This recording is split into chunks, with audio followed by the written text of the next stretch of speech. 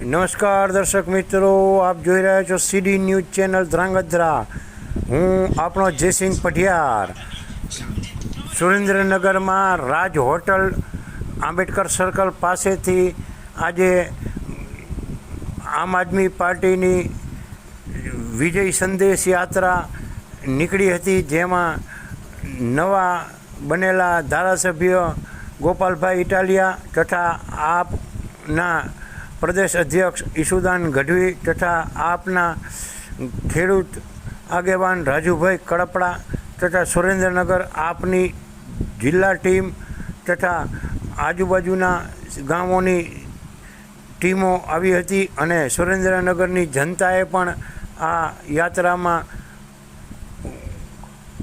ઉત્સાહભેર ભાગ લીધો હતો. તે આપણે જોઈ શકીએ છીએ કે સેંકડો હજારો લોકોની આ ભીડની અંદર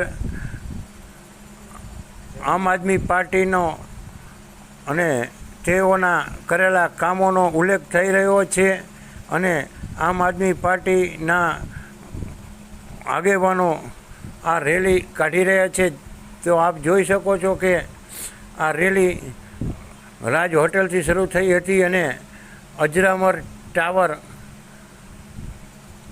પાસે ખતમ થવાની છે અને પછી આ રેલીનું સમાપન કરવામાં આવશે. તો દર્શક મિત્રો, સુરેન્દ્રનગર જિલ્લામાં પણ દિવસે દિવસે હવે આમ આદમી પાર્ટીનું જોર વધી રહ્યું હોય તેવા સ્પષ્ટ સંકેતો મળી રહ્યા છે અને આ સત્તા પક્ષના જે કોઈ સત્તાધીશો છે તેઓના પેટમાં પણ તેલ રેડાયું જ હશે તે નક્કી વાત છે. અને આ ટીમ આમ આદમી પાર્ટીની દરેક ટીમો પોતાના સ્વખર્ચે અને પોતાનો સમય આપી અને આ રેલીમાં આ પદયાત્રામાં જોડાઈ છે.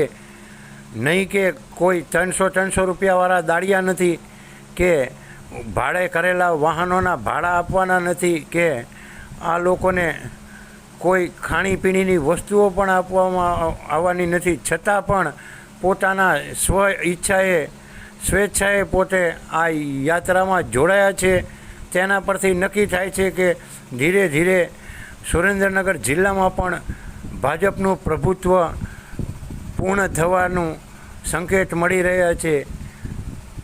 તે પણ આપ જોઈ શકો છો. તો દર્શક મિત્રો, અમારી આ ન્યૂઝ ચેનલ સીડી ન્યૂઝ ચેનલ સાથે જોડાયેલા રહેજો અને હજુ સુધી જો આ ચેનલને સબસ્ક્રાઈબ ન કરી હોય તો મહેરબાની કરી અને સબસ્ક્રાઈબ કરી લેજો, જેથી કરીને દરેક નવા અપડેટ, આપણા જિલ્લાના સમાચારો, આપના શહેરના સમાચારો, આપના ગામના સમાચારો આપના સુધી વહેલામાં વહેલા પહોંચતા રહે.